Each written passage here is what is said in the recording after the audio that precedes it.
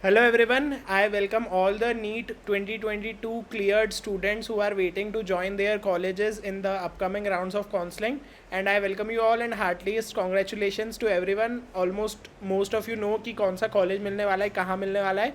तो now today we will discuss a very important topic जो कि आप सुन भी रहे होंगे, काफ़ी न्यूज़ में है कि there is a new guidelines by NMC regarding a new sort of curriculum framework. जो आपका एमबीबीएस का डिस्ट्रीब्यूशन होता है सब्जेक्ट्स का, वो चेंज किया गया है इस साल से जो अपकमिंग बैच है. तो now this thing literally field my inbox कि क्या होने वाला है, इसके कारण क्या चेंजेस आएंगे. कुछ लोग कह रहे हैं कि थर्ड ईयर में मतलब पीएसएम ही बचा है, जैसे कम्युनिटी मेडिसिन जो पीएसएम है वही एक मेजर सब्जेक्ट बचा है, बाकी सारे ईएनटी ऑफ्थेल भी फाइनल ईयर में डाल दिए. तो how will this affect them, right? So now this video is regarding that and a message to MBBS 2022 batch, right? So my name is Dr. Akshay Juneja. I'm currently an intern and I am available on Instagram, MedShots. You can DM me there as well for any of your queries. So now let's begin, right? So now first thing that I want to tell you is ignore the curriculum for now, right? First thing what you need to focus is the message. So now batch 2022, you need to understand this very well that MBBS is full of uncertainties, right? Even जैसे जैसे MBBS, even in medical you proceed ahead, there are more and more uncertainties, right? From the maybe syllabus timelines, then maybe their PG entrance examination, counseling, everything. You must have well familiar with it in your NEET UG counseling as well.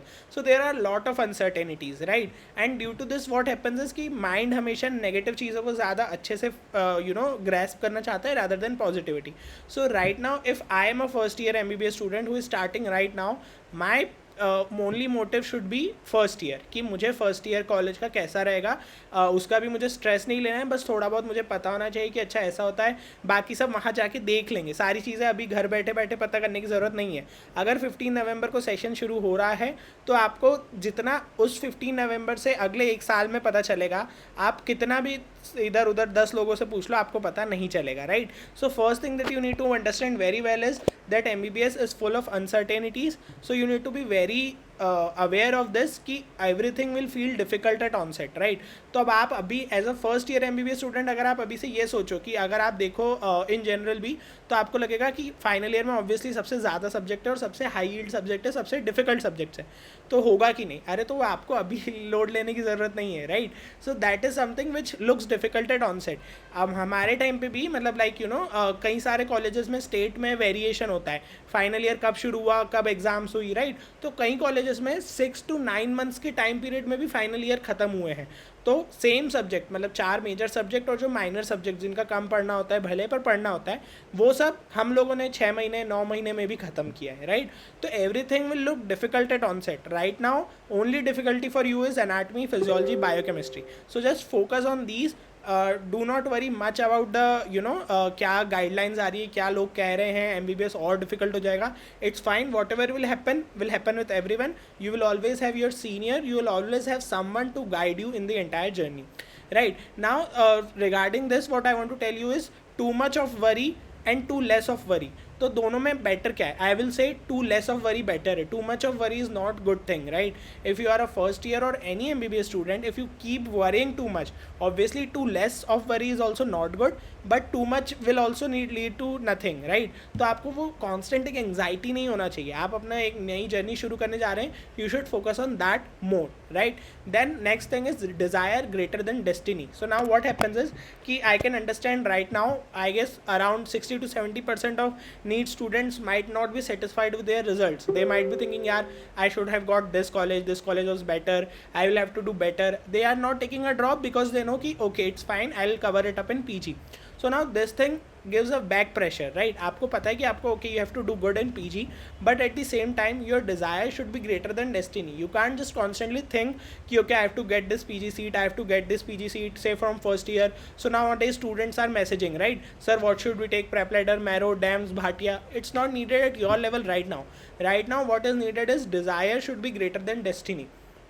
Desire will be the constant. What was the desire when you took biology in your class 11?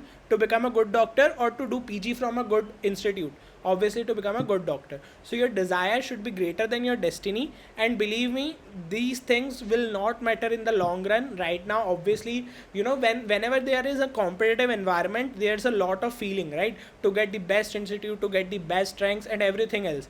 But once you step in a particular field, the entire game changes. Abhi, like you are, say suppose one of your friend might have got some very good college and you might have got some decent college या tier 3 city college.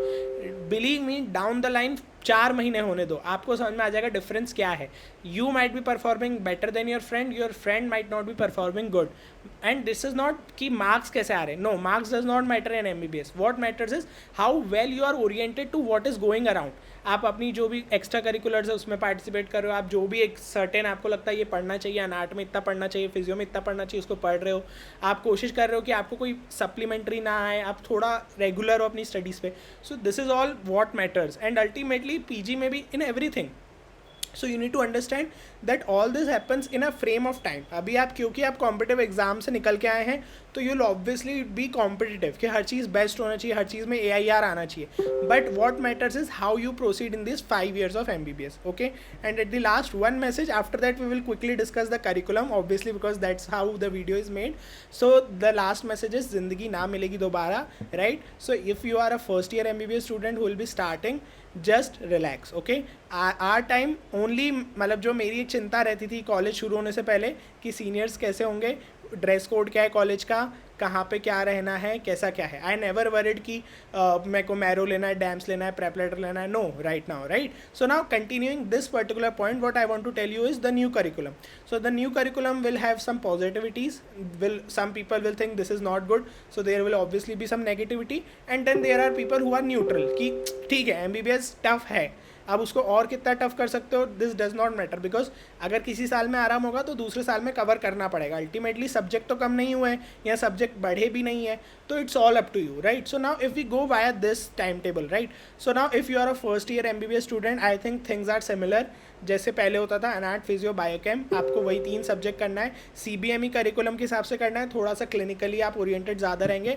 इस level पे आपको I don't think any coaching or as such is might be needed. अभी आपको बस focus करना है अपनी सोशल लाइफ पे, कॉलेज लाइफ पे, and you have to start studying the books of medical school. आपको लिटरली जनरल एनाटमी की हैंडबुक भी पढ़ती नहीं बनेगी in the initial days, right.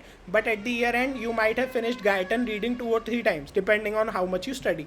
So this is what MBBS will make you, है ना. आप गाइटन पढ़ सकते हो सिर्फ फर्स्ट ईयर में, आप सेकंड ईयर में गाइटन नहीं पढ़ पाओगे. और अगर आपने फर्स्ट ईयर में गाइटन नहीं पढ़ी, गेनोंग नहीं पढ़ी, तो आपको रॉबिन्स पढ़ने में भी थोड़ी सी दिक्कत आएगी. मतलब you are not well aware of standard books. तो स्टैंडर्ड बुक्स का एक जो टेस्ट है वो डेवलप करो आप फर्स्ट ईयर में, रादर देन वरिंग अपॉन कि फाइनल ईयर में इतने सारे सब्जेक्ट्स हैं. So now this is a very nice line of demarcation that is forming after second year. Second year में भी मोर और लेस सेम है कि वही 3 सब्जेक्ट है, पैथो, फार्मा, माइक्रो. फॉरेंसिक तो अभी जो है आपका थर्ड ईयर में एग्जाम होने लग गया, तो दैट इज सिमिलर.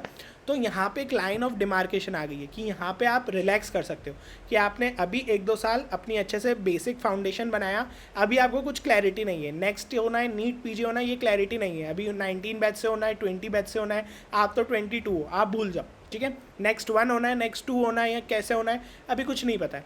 तो आपको अभी वो चीज़ नहीं सोचना है. आपको बस ये सोचना है कि first year, second year 6 subject हैं, 6 के 6 सब्जेक्ट की स्टैंडर्ड बुक्स पढ़ना है.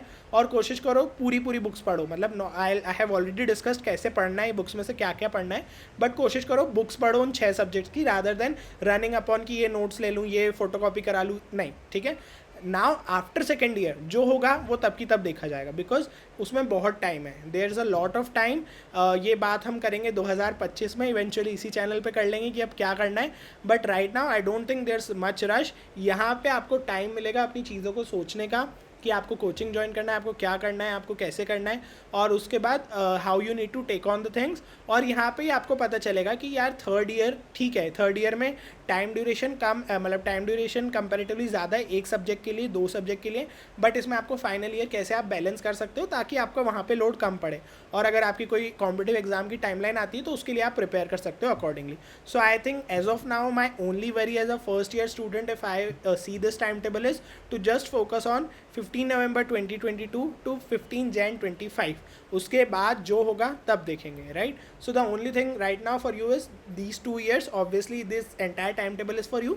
but ठीक है, right now don't worry about that, just keep reading, right? And please remember these kind of messages, and if you have any further query, feel free to reach me out on Instagram at MedShots. I'll be more than happy to help. Thank you guys, stay safe, stay healthy, keep learning, and subscribe to the channel if you have not. Thank you.